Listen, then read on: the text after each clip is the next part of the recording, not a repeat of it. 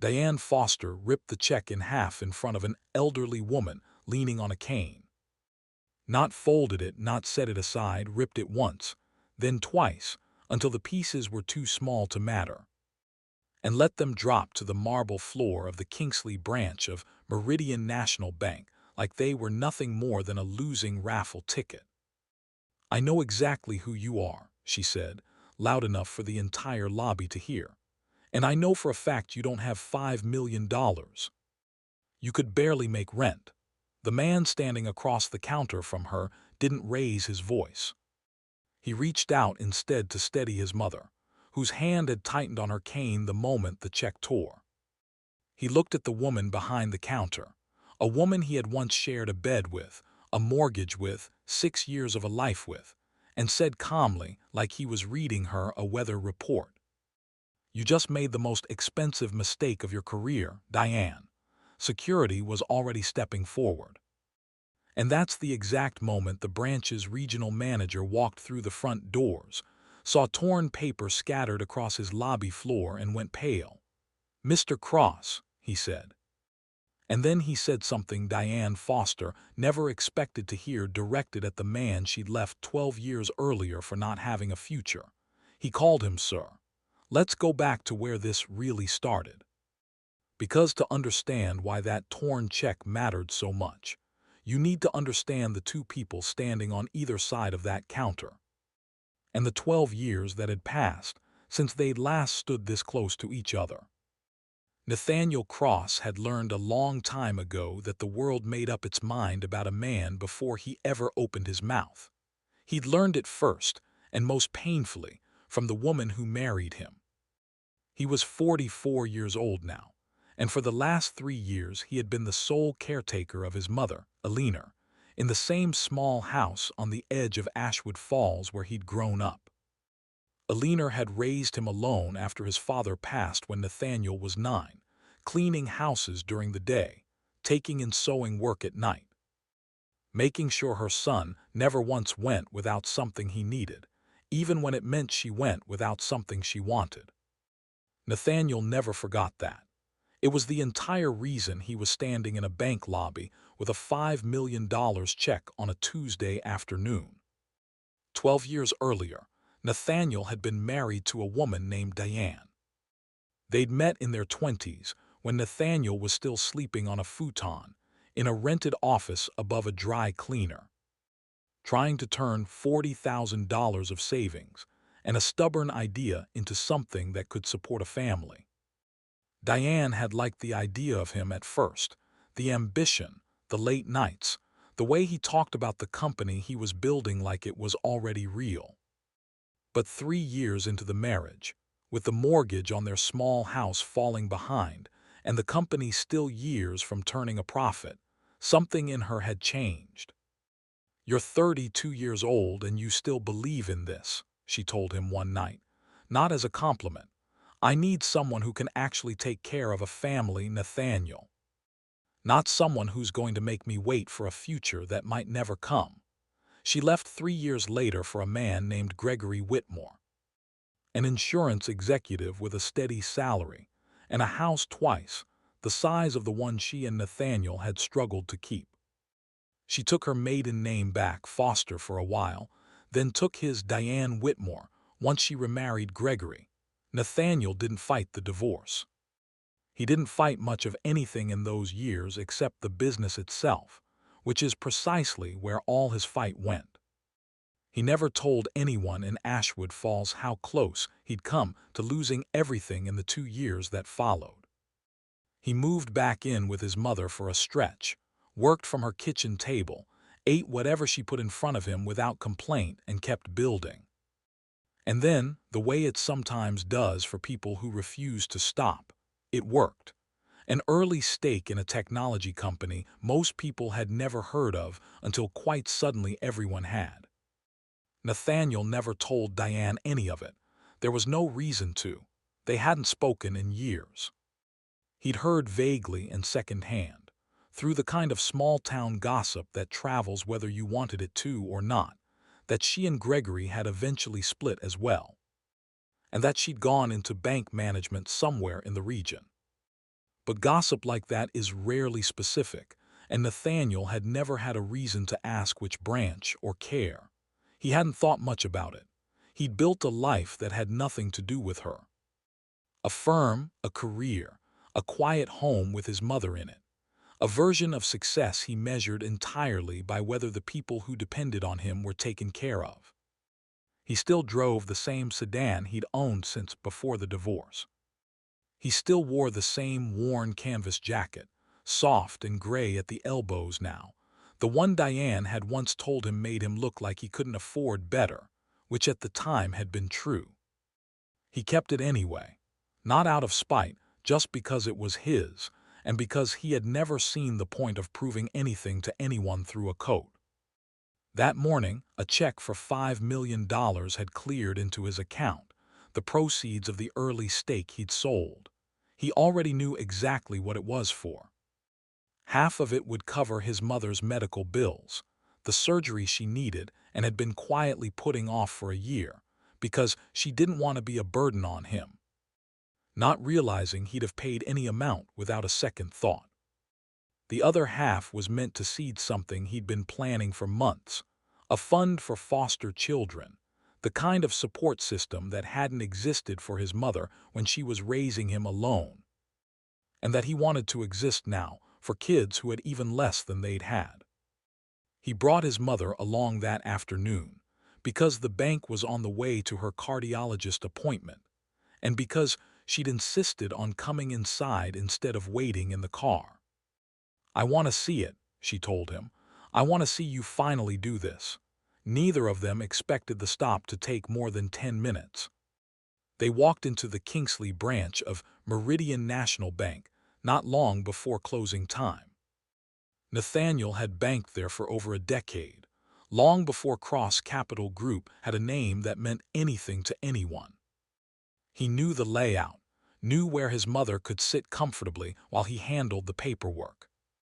What he didn't know, what he had absolutely no way of knowing until he saw the small brass nameplate on the manager's desk, was that Diane had transferred to this exact branch 4 months earlier.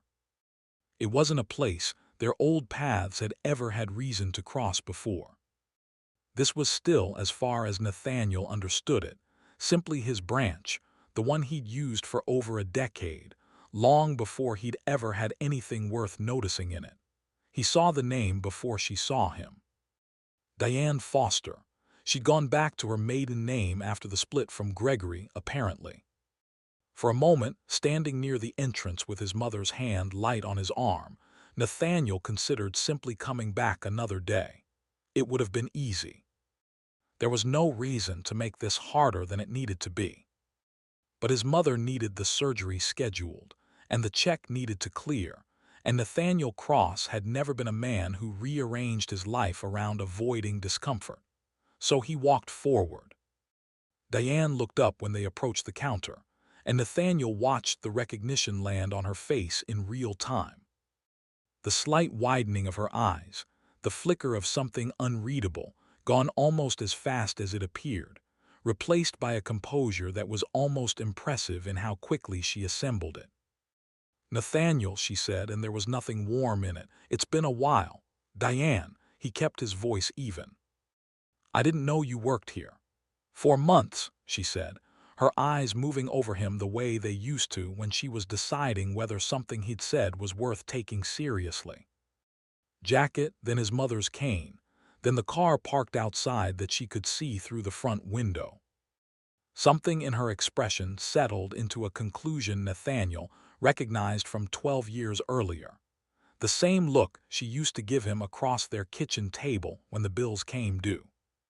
"What can I do for you?" Eleanor, standing beside her son, offered a small, polite nod. "Hello, Diane." Diane's eyes flicked to her, and for just a moment something almost like discomfort crossed her face, but it didn't stay long. "Eleanor," she said, and then to Nathaniel, "what is it you need?" "I'd like to deposit a check," Nathaniel said, and placed it on the counter. Diane glanced down. The number on it stopped her mid-motion. She looked up at him slowly. "Is this a joke?" "It's not a joke, Diane. I was married to you for 6 years. she said his name the way you'd say it to a child who just told an obvious lie. I know exactly what your finances look like. I know you couldn't keep up with a mortgage on a house half the size of the one I live in now. And you're telling me you want to deposit a check for $5 million. I'm telling you I have a check for $5 million, Nathaniel said, still calm. And I'd like it deposited into the account I've held here for over a decade. A young teller nearby, whose name tag read Melissa Ortiz, had already reached for the check to begin the standard verification process, a routine she'd performed 100 times without incident. Diane stopped her with a hand raised, not even looking at her. "I've got this one," she said. Melissa hesitated, glanced between the two of them, sensing something in the air that had nothing to do with banking procedure, and stepped back. By now, several customers nearby had noticed the tension building at the counter.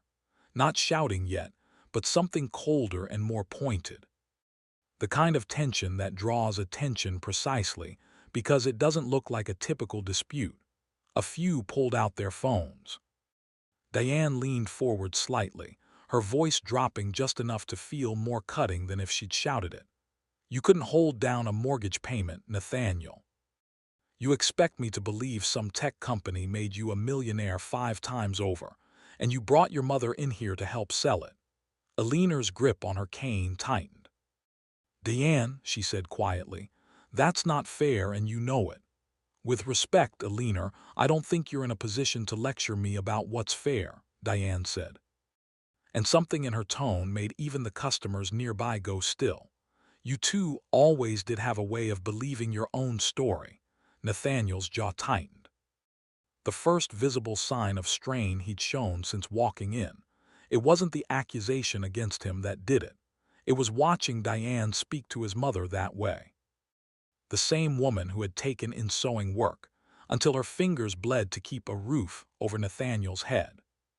Standing in a bank lobby being condescended to by the woman who had once decided that same house wasn't good enough for her. "I'll offer to let you call the issuing bank directly," Nathaniel said, keeping his voice level with visible effort now. "It'll take 5 minutes to confirm every detail." "I don't need to call anyone," Diane said. "I know you, Nathaniel. I was married to you for 6 years. I know exactly what you're capable of, and exactly what you're not. I think you're either lying or someone's given you a fraudulent check. And either way, I'm not processing it without proof that actually holds up." "Then let me speak with someone else," Nathaniel said. "There isn't anyone else right now. I'm the branch manager." Something in her voice had shifted into a register Nathaniel hadn't heard from her before. Not quite anger, something closer to satisfaction. Like she'd been waiting 12 years for a moment exactly like this one. A moment where the story she'd told herself about leaving him could finally be proven right in front of witnesses. "You know what this looks like, don't you? A man who couldn't provide for his own wife, walking in here 12 years later with a fantasy check and his elderly mother as a prop to make it convincing." Alina's face went pale. Nathaniel's hand found his mother's shoulder, steadying her, and something in his expression finally cracked through the calm he'd been holding onto since he walked in. "That's enough," he said. Quiet but with an edge that hadn't been there before. "You can question the check. You do not get to question my mother. I'll question whatever I want in my own branch," Diane snapped and picked the check up off the counter. She held it for a moment, looking directly at him. 12 years of something unresolved sitting behind her eyes. "People like you," she said, "don't walk in here with $5 million. And then she tore it in half, and then in half again, letting the pieces fall to the floor at his feet in full view of his mother. The lobby went silent. Alina reached instinctively toward the torn pieces, her cane wobbling slightly as she bent. Nathaniel caught her elbow gently, steadying her, unwilling to let his mother kneel on a bank floor over what someone had just used to humiliate them both. He looked at Diane. His voice, when it came, was quiet enough that people had to lean in to hear it. which somehow made it land harder than shouting ever could have. "You just made the most expensive mistake of your career, Diane." Diane's hands were shaking slightly, but her expression hadn't softened. She reached for the phone. "I'm calling the police," she said. "I want this documented. Fraudulent instrument, and I want you removed from the premises." A security guard near the entrance, a young man named Marcus Diaz, straightened at the sound of her voice, uncertain, watching the scene with the particular stillness of someone who has seen nothing to justify what he's about to be asked to do. "Marcus," Diane said, phone still to her ear. "Escort him out." Marcus hesitated. He'd watched the entire exchange from his post, had heard no threats, seen no aggression, nothing but a man asking repeatedly and calmly for his check to be verified. But a direct order from his manager, delivered in front of a lobby full of witnesses, left him very little room to argue. Eleanor looked up at her son, her eyes wet, her hand trembling slightly on her cane. Nathaniel tightened his hand around his mother's arm. And that's when the front doors opened, and Walter Hensley, regional manager for Meridian National, and the man who had personally opened Nathaniel's very first business account 15 years earlier, stepped inside and saw torn paper scattered across the floor of his lobby. "Mr. Cross," he said, and his face went pale in a way that told everyone in the room instantly that something had just gone very wrong. Walter had been a junior loan officer at the Kingsley branch 15 years earlier. The day a young Nathaniel Cross walked in with a modest business account and a plan for a firm that at the time existed mostly on paper. Walter had sat with him for the better part of an hour that first day and had come away with the quiet, specific sense that he was talking to someone who was going to build something real. He'd helped set up that account personally, and over the years that followed, through Nathaniel's divorce, through the lean years nobody outside a small circle knew about, through the eventual success that Nathaniel never once let change how he carried himself, Walter had remained one of the very few people who genuinely understood who Nathaniel Cross was. Walter had been at a regional conference for the past several days, and had swung by the Kingsley branch on his way home to sign off on a routine audit. He'd almost skipped it. Instead, he'd walked in on his branch manager tearing apart a check belonging to one of the bank's most significant clients in front of the man's elderly mother, while a security guard hesitated near the door. "Mr. Cross," Walter said again, crossing the lobby quickly, his eyes moving from Nathaniel to Eleanor to the torn paper scattered across the marble. "Sir, I am so sorry. Whatever just happened here does not reflect this institution, and I need you to know that." Diane turned at the sound of her boss's voice, phone still in hand, confusion beginning to cloud her composure. "Walter, sir, this man walked in claiming he had a $5 million check, and given his financial history, I had every reason to." "Do you know who this is?" Walter asked. And something in his voice cut through the lobby, flat and hard. "I know exactly who he is," Diane said. "He's my ex-husband." Walter blinked, momentarily thrown before recovering. "Then you, of all people, should know that whatever you thought his finances looked like 12 years ago has nothing to do with what they look like now. Nathaniel Cross has been a client of this bank for 15 years. His firm manages billions of dollars. And you just told the police he committed fraud and tore up his check in front of his mother." The word billions landed in the room like a stone dropped into still water. Diane's face drained of color. "Wait," she said, quiet now almost to herself. That's not possible." "It's not only possible," Walter said. "It's been true for years, Diane. You'd have known that if you'd pulled up his account instead of deciding you already knew everything you needed to know." Marcus Diaz had already stepped back from Nathaniel's side, his hand never having tightened, some instinct in him having recognized before his conscious mind caught up that whatever this was, It wasn't what Diane had told him it was. Nathaniel, for his part, hadn't moved much. He was watching Diane with an expression that wasn't quite vindication and wasn't quite satisfaction. Something quieter, and in its own way sadder than either. He'd built an entire life specifically so that moments like this one wouldn't matter to him, and in some ways it still didn't. What mattered was the woman standing beside him, whose hand was trembling on her cane, who had just been told by her own former daughter-in-law that she was nothing more than a prop. "Mom," he said gently, turning to Alina. "You okay?" Alina nodded, though her eyes were wet, and she pressed a hand to her son's arm. Nathaniel looked back at Walter. "The check is torn," he said simply. "I assume that's fixable." "It's fixable," Walter said immediately. "Everything about this is fixable except the part where your mother had to stand here and be spoken to like that. I can't undo that part." "I'm sorry." Diane, still holding the phone, still frozen behind the counter, finally seemed to understand the size of what she'd just done. "Walter, I didn't know the account had grown." "There's no way I could have." "You could have pulled up his history," Walter said, turning to her, his voice quiet but unyielding. "That takes less than a minute, Diane."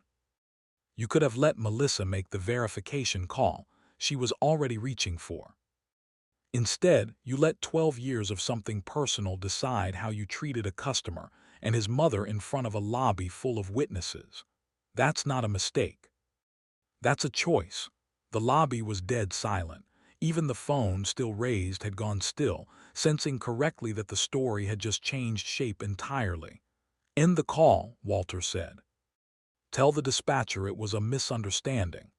Diane's hands were shaking as she lifted the phone back to her ear.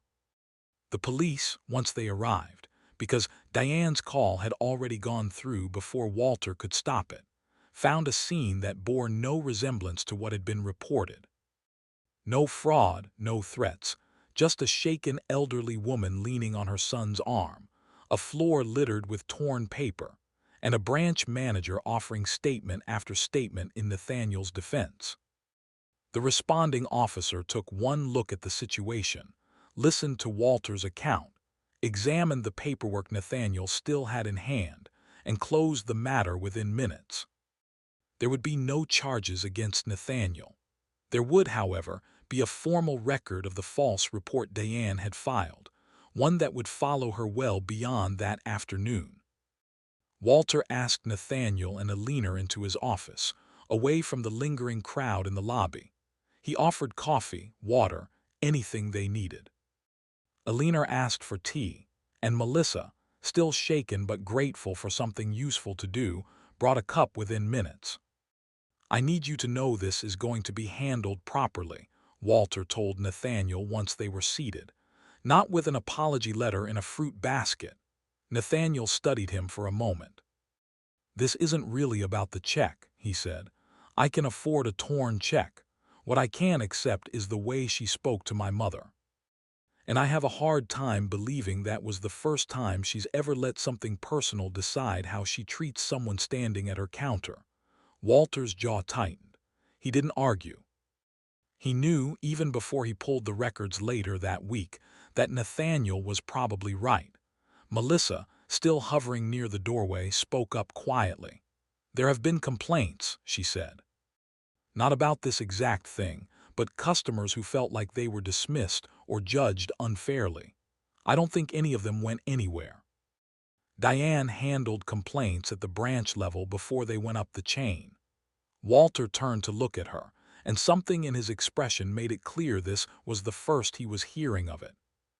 "Why didn't that reach me?" The silence that followed told Nathaniel everything he needed to know about how deep this went. The internal investigation moved quickly once it started. Security footage confirmed every detail of what witnesses had already described, including the moment Diane referenced Nathaniel's mother directly, unprompted, in a way that had nothing to do with verifying a check, and everything to do with something personal she'd been carrying for over a decade. Records showed a pattern of informal complaints at Diane's previous branch, none of which had been escalated. Diane herself, in her formal statement, didn't try particularly hard to deny what had happened.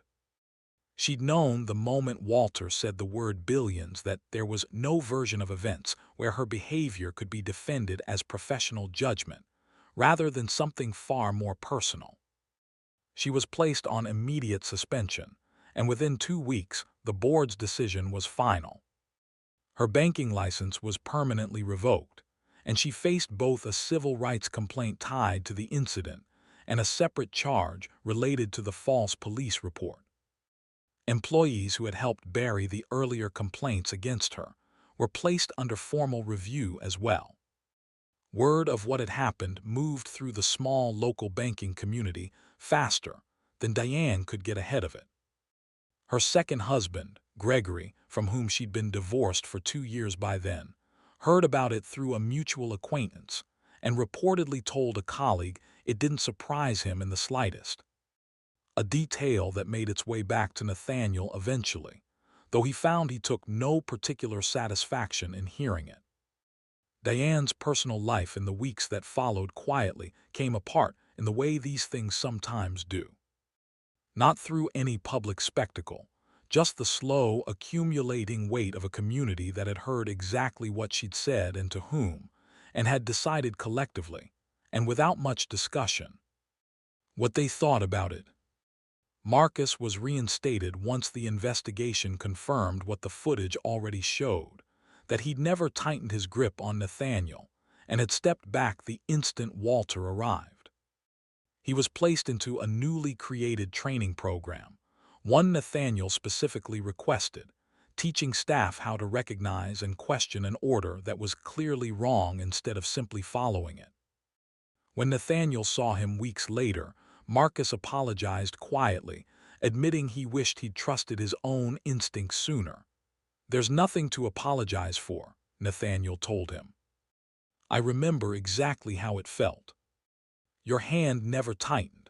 Melissa was promoted, assistant branch manager, put in charge of rolling out the new training program region-wide. Because she'd been the only person in that lobby willing to reach for the phone to help, and later the only one willing to speak up about a pattern everyone else had stayed quiet about. The agreement Nathaniel negotiated with the board reshaped the bank's policies across the region. Mandatory verification procedures that couldn't be overridden by a single manager's discretion. A formal complaint escalation process. Security footage retention that couldn't be quietly deleted. Customer rights posted in plain language in every branch lobby. The bank issued a replacement check once the original had been formally voided. Nathaniel split the money exactly as he'd always planned. Half covered his mother's surgery and her ongoing care, scheduled within the month, successful. And the beginning of a recovery Alina approached with the same quiet stubbornness she'd raised her son with. The other half became the seed for the Cross Foster Family Fund, built to give foster children the kind of stability and support that hadn't existed for his mother when she was raising him alone. He insisted the first round of grants be administered out of the Kingsley branch itself, the same building that had once torn apart a check in front of her. 3 months later, Nathaniel and Alina walked back through those same glass doors. He still drove the same sedan. He still wore the same jacket. Alina's cane tapped lightly against the marble floor, steadier now, her recovery well underway. An employee greeted them the moment they stepped inside, asking how she could help before either of them had said a word. Melissa came over in her new role, mentioning that staff training had already rolled out across the region. Marcus stood near the door and offered a small, genuine nod. A plaque near the wall bore the name of the new foster fund. At one counter, a young man was opening his first account, met with none of the suspicion Nathaniel and his mother had faced 3 months earlier. Alina watched the scene for a long moment before turning to her son. "Is that why you didn't just close this place down?" she asked. "After everything she said to you?" To us, Nathaniel thought about the question before answering, Closing a door is easy, he told her. Making it open for everyone is harder, even for the people who never deserved to have it closed on them in the first place. Eleanor nodded slowly, looking back at the young man at the counter, then up at her son again. As if measuring the distance between the fear she remembered from 3 months earlier and the calm she was watching unfold in front of her now. Before they left, Nathaniel handed the very first grant letter to a young woman who'd grown up in the foster system, watching his mother's face as she understood. Maybe for the first time in a way that would stay with her, that $5 million had never been what made her son matter. What mattered was that he'd had every reason to walk away bitter, and had chosen instead to make sure the next person through those doors would be treated like they belonged there from the start. Mother and son walked out together, continuing an afternoon that had been interrupted 3 months earlier. A person should never need $5 million to be treated with basic respect. And the people we once loved should be the last ones to forget that, not the first. Nathaniel Cross didn't win the day his boss recognized him as a powerful investor standing in his own branch. That moment wasn't the victory. It was just the moment the truth finally became visible to someone who'd spent 12 years refusing to imagine it. The real victory arrived later, once he took that same power and used it to make sure the next person walking through those doors, whoever they were, whatever their history, would be treated fairly from the very start.